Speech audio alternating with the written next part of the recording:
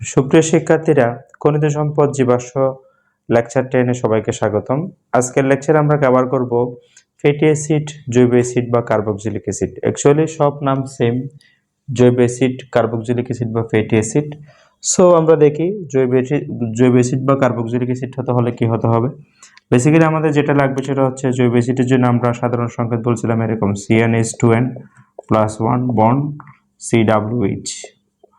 ওকে, so আমরা দেখো এই নামকরণের ইন ডিটেলস ব্যাখ্যা করেছি লেকচার 2 তে। তোমরা যারা নামকরণ নিয়ে প্রবলেম আছে লেকচার 2 দেখে এসো।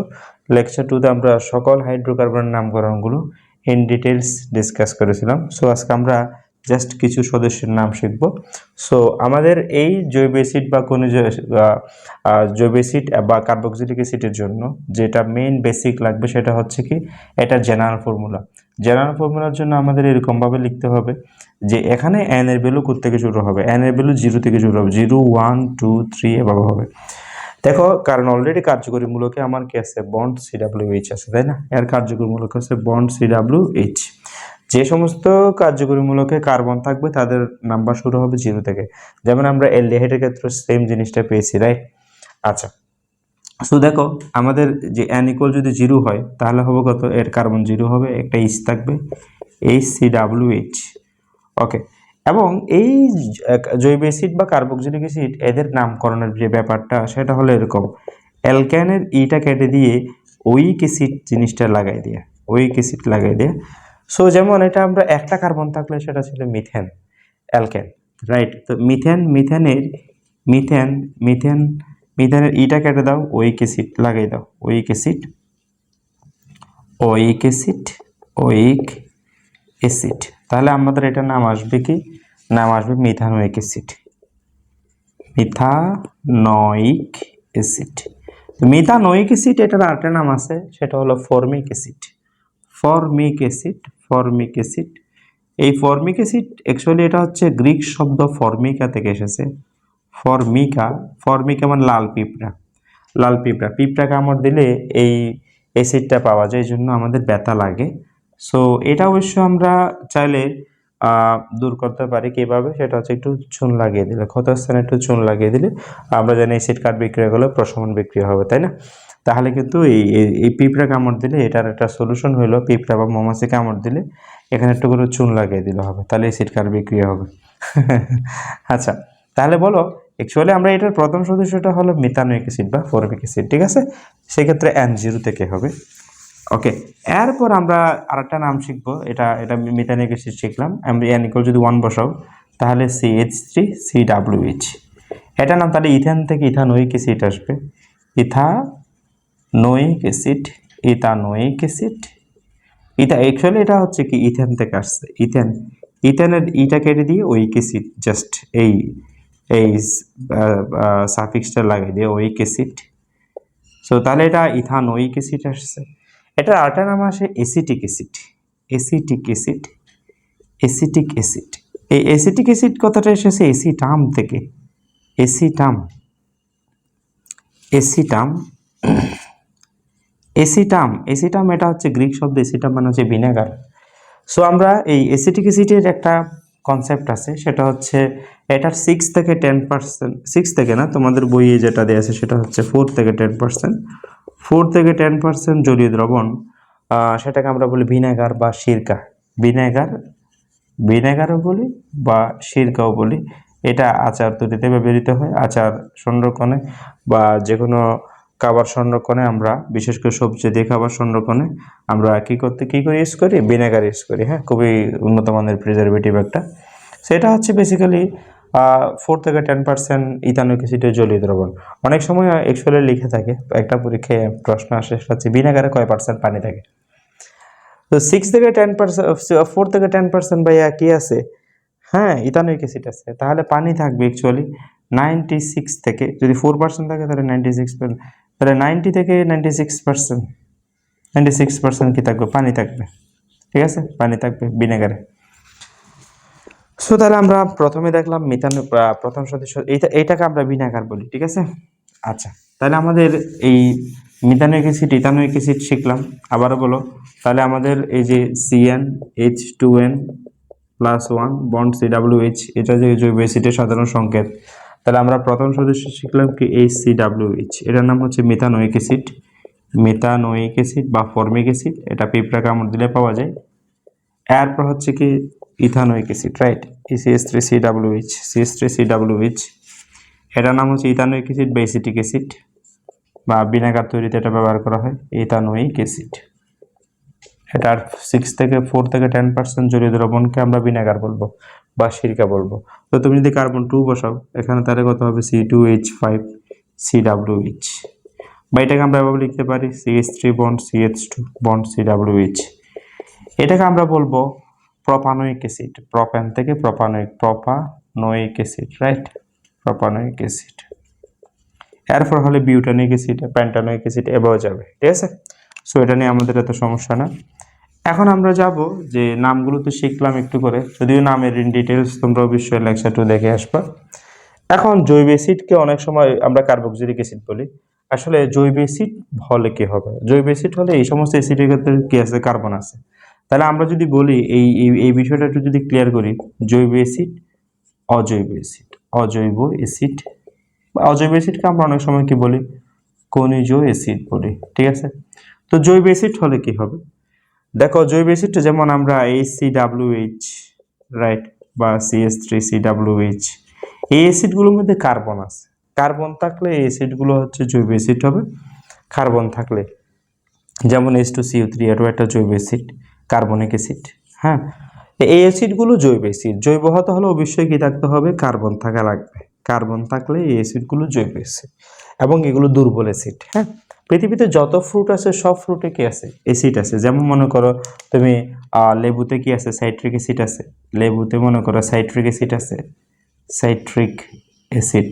হ্যাঁ, তারপর মনে করো তেঁতুলে কি আছে, টার্টারিক অ্যাসিড আছে, টার্টারিক অ্যাসিড, টারিক অ্যাসিড, অ্যাসিড। তারপর মনে করো দুধে কি আছে, ল্যাকটিক অ্যাসিড আছে, তাই না, ল্যাকটিক অ্যাসিড, ল্যাকটিক অ্যাসিড। চায়ে কি আছে, ট্যানিক অ্যাসিড আছে, রাইট। এই অ্যাসিডগুলো সবগুলো জৈব অ্যাসিড, এবং অ্যাসিডগুলো বেসিক্যালি টক স্বাদযুক্ত, টক স্বাদযুক্ত।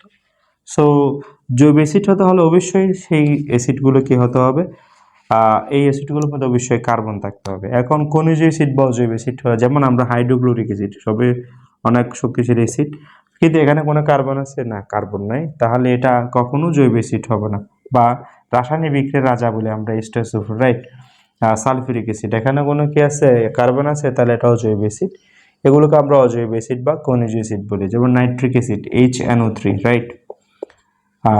ওকে, তো এইগুলো হচ্ছে অজৈব অ্যাসিড বা খনিজ অ্যাসিড। তাহলে আমরা জৈব অ্যাসিড হতে হলে অবশ্যই আমাদের কি থাকতে হবে, কার্বন থাকতে হবে। আমরা জৈব অ্যাসিড বা কার্বক্সিলিক অ্যাসিড, কার্বক্সিলিক অ্যাসিড বলা হয় এই জন্য, এই মূলকটাকে বলা হয় কার্বক্সিল মূলক, কার্বক্সিল মূলক। তো কার্বক্সিল মূলক, কার্বক্সিলিক মূলক। তো বেসিক্যালি এটা কার্বক্সিলিক অ্যাসিডই বলে, এবং এখানে কার্বন থাকার কারণে এদেরকে মূলত কি বলে, জৈব অ্যাসিড বলে। আসলে মূল ক্লাসিফিকেশন হলো, যেমন তুমি বলতে পারো যে H2CO3, এটা তো অ্যাকচুয়ালি জৈব অ্যাসিড, কিন্তু এটা কি কার্বক্সিলিক অ্যাসিড? উত্তর হচ্ছে না, সবাই কার্বক্সিলিক অ্যাসিড হবে না। আচ্ছা, তো কিন্তু তাদেরকে আমরা জৈব অ্যাসিড বলতে পারবো। জৈব অ্যাসিড এই জন্য কারণ তাদের মধ্যে কি আছে, কার্বন আছে। কার্বনযুক্ত জৈব হলে, যৌগ হলে জৈব যৌগ, তাহলে আমরা এই অ্যাসিডগুলো জৈব অ্যাসিড, ঠিক আছে। তাহলে এখন দেখো আমরা জৈব অ্যাসিড বা কার্বক্সিলিক অ্যাসিড জিনিসটা কভার করলাম। অনেক সময় আমরা দেখবো ফ্যাটি অ্যাসিড। তো কার্বক্সিলিক অ্যাসিডের উচ্চতর সদস্যগুলোকে আমরা কি বলবো, ফ্যাটি অ্যাসিড বলবো। ফ্যাটি অ্যাসিড মানে, ফ্যাট মানে তো আমরা চর্বি। তো কার্বক্সিলিক অ্যাসিডের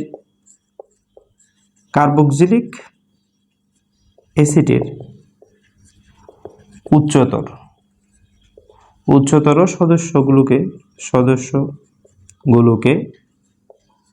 আমরা কি বলি, ফ্যাটি অ্যাসিড বলি, ফ্যাটি অ্যাসিড বলি। আচ্ছা, যেমন তুমি যদি বলো মিথানোয়িক অ্যাসিড, এটা কি ফ্যাটি অ্যাসিড বলা যাবে? উত্তর হচ্ছে না। উচ্চতর ফ্যাটি অ্যাসিড বেসিক্যালি কার্বন 11 এর পর থেকে। যেমন আমি এটা সংকেত লিখলাম C17H35 CWH। এই অ্যাসিডটা আমরা একটু শিখি, এটার নাম হচ্ছে স্টিয়ারিক অ্যাসিড। কি acid? Stearic acid, stearic acid. তো স্টিয়ারিক অ্যাসিড এটা জৈব অ্যাসিড বা কার্বক্সিলিক অ্যাসিড, এটা আবার ফ্যাটি অ্যাসিড, কারণ এখানে কার্বনের সংখ্যা উচ্চতর। তো এটাকে আমরা কি বলতে পারি, ফ্যাটি অ্যাসিড বলতে পারি। কিন্তু এটাকে আমরা ফ্যাটি অ্যাসিড বলতে পারি? উত্তর হচ্ছে না। দুইটাই কিন্তু কার্বক্সিলিক অ্যাসিড বা জৈব অ্যাসিড, কিন্তু আমরা উচ্চতর সদস্য বিশেষ করে কার্বন সংখ্যা 11 পর থেকে এই অ্যাসিডগুলোকে বলা হয় ফ্যাটি অ্যাসিড বলা হয়। তাহলে এই মামা কার্বক্সিলিক অ্যাসিড, এই মামাও কার্বক্সিলিক অ্যাসিড, কিন্তু এটা ফ্যাটি অ্যাসিড হলেও কিন্তু এটা ফ্যাটি অ্যাসিড না। ফ্যাটি অ্যাসিড হলে অবশ্যই কি হতে হবে, কার্বন সংখ্যা উচ্চতর হতে হবে। তাহলে methanoic acid, ethanoic acid, propanoic acid এগুলো কি হবে না, ফ্যাটি অ্যাসিড হবে না। ফ্যাটি অ্যাসিড হতে হলে কার্বন সংখ্যা 11 থেকে বেশি হতে হবে, ঠিক আছে। তো এগুলো সম্পৃক্ত আছে অসম্পৃক্ত আছে এগুলো নিয়ে এত কথা বলছি না। স্টিয়ারিক অ্যাসিডকে আমি লিখলাম, এটার একটা কারণ আছে। কারণ দেখবো আমরা যে সাবান বলি, সাবান হচ্ছে মূলত সোডিয়াম স্টিয়ারেট বা পটাশিয়াম স্টিয়ারেট, অর্থাৎ এটা সোডিয়াম লবণ। এইচটা যদি আমরা সোডিয়াম বা পটাশিয়াম দ্বারা রিপ্লেস করি বা পটাশিয়াম দ্বারা রিপ্লেস করি, তখন এটাকে আমরা বলি যেমন সোডিয়াম সাবান, বা এটাকে যদি পটাশিয়াম দ্বারা রিপ্লেস করি তাহলে পটাশিয়াম সাবান হবে। হ্যাঁ, অর্থাৎ আমরা উচ্চতর ফ্যাটি অ্যাসিডে সোডিয়াম বা পটাশিয়াম লবণকে আমরা কি বলি, সাবান বলি। হ্যাঁ, এই জন্য সাবান অনেকটা ক্ষার জাতীয় হয়, কারণ অ্যাসিডগুলো দুর্বল, ক্ষারগুলো সবল, রাইট। আচ্ছা, যাক, এটা নিয়ে আমরা সাবান আয়ন পড়াবো। তাহলে আমরা উচ্চতর ফ্যাটি অ্যাসিড শিখলাম, উচ্চতর কার্বক্সিলিক অ্যাসিডের সদস্যগুলোকে আমরা বলি ফ্যাটি অ্যাসিড। আচ্ছা, এখন দেখো আমরা যাব, সেটা হলো ফ্যাটি অ্যাসিডও শিখলাম। এখন দেখো জৈব অ্যাসিড বা কার্বক্সিলিক অ্যাসিড, ফ্যাটি অ্যাসিড, এটা আমরা ক্লিয়ার করলাম। এখন যাব আমরা প্রস্তুতিটা আসলে কি হয়, প্রস্তুতিটা খুবই ইম্পর্টেন্ট। প্রস্তুতিটা বেসিক্যালি আমরা একটা রিয়াকশন দেখাবো, এই রিয়াকশনের মাধ্যমে তোমরা বুঝবা। সেটা হচ্ছে এরকম যে, মনে করো আমরা একটা অ্যালকোহল নিলাম, CH3CH2OH, কথার কথা ইথানল। ইথানলকে তুমি যখন জারিত করবা, জায়মান অক্সিজেন, সাধারণ অক্সিজেন না, জায়মান অক্সিজেন, এটার উৎস হচ্ছে পটাশিয়াম ডাইক্রোমেট। এই যৌগটার নাম হচ্ছে পটাশিয়াম ডাইক্রোমেট, গাঢ় H2SO4। এই দুইটা থেকেই আমরা রিয়েজেন্ট যেটা পাই, এটাকে রিয়েজেন্ট, এটাকে বলা হয় জায়মান অক্সিজেন। জায়মান অক্সিজেন মানে হচ্ছে কি, এগুলো এইমাত্র উৎপন্ন হয়, এইমাত্র মারামারি করে, খুবই অ্যাক্টিভ আর কি। হ্যাঁ, তো জায়মান অক্সিজেন যখন আমরা অ্যাকচুয়ালি জায়মান অক্সিজেন যোগ করে না, এই দুইটা জারক পদার্থ থেকে আমরা কি পাই, এই জায়মান অক্সিজেনটা উৎপন্ন হয়। তাহলে অ্যালকোহল থেকে তখন আমরা কি পাই, অ্যালডিহাইড পাই, CH3CHO, এটা তখন ইথানল হবে, ইথানল। এই ইথানলকে যখন আবার আমরা কি করবো, জায়মান অক্সিজেনে, এটা যখন আমরা CH3CHO এটার সাথে যখন অ্যালডিহাইডের সাথে যখন আবার আমরা এই রিঅ্যাকশনটা চালাবো, তখন কি হবে, ইথানল হবে। ইথানল থেকে CH3COOH, ইথানোয়িক অ্যাসিড। ইথানল থেকে ইথানোয়িক অ্যাসিড। সো এই কনভার্সনটা তোমরা একটু মনে রাখবা। অর্থাৎ প্রথমে আমরা অ্যালকোহল থেকে কি পাবো, অ্যালডিহাইড। এই অ্যালডিহাইড থেকে আমরা কি পাবো, ইথানোয়িক অ্যাসিড পাবো। তো তোমাকে যদি বলা হয়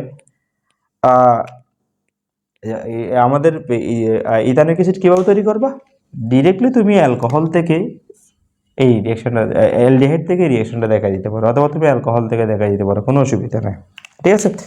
সো এই কনভার্সনগুলো আমরা সামনে অনেকভাবে শিখবো, যে জৈব অ্যাসিডের প্রস্তুতি, জৈব অ্যাসিড থেকে অন্য অন্যগুলো কীভাবে পাওয়া যায়, এগুলো আমরা কনভার্সন সিরিজ তোমাদের জন্য শুরু করব।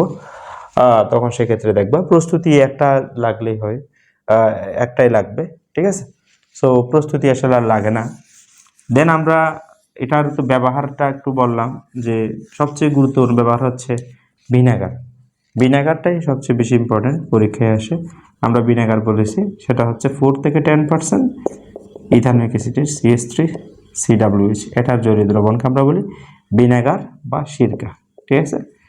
সো আমরা ইথানোয়িক অ্যাসিডের যে ব্যাপারটা, এটা কভার করলাম, সিরকা বা ভিনেগার কভার করলাম, এবং ফ্যাটি অ্যাসিডের নিয়ে কথা বললাম। সো জৈব অ্যাসিড নিয়ে অ্যাকচুয়ালি এই নামগুলো, তারপর হলো কি একটা প্রস্তুতি দরকার শুধু, আর এটা ব্যবহারটা আমরা একটু করে দেখালাম। আমরা সামনের গুলোতে আমরা কি করবো, বিভিন্ন পরিমাণ নিয়ে কথা বলবো, দেন আমরা কনভার্সন সিরিজ করাবো। টু বি অনেস্ট, যারা কনভার্সন বুঝবা তাদের জন্য এই খনিজ সম্পদ জীবাশ্ম চ্যাপ্টারটা খুব ইজি হবে, ঠিক আছে। আমরা প্রায় 10টা লেকচার আজকে সহ কভার করেছি। আশা করি তোমরা সব কিছু লিখে প্র্যাকটিস করলে একদম ক্লিয়ারলি বুঝবা, ঠিক আছে। ধন্যবাদ সবাইকে।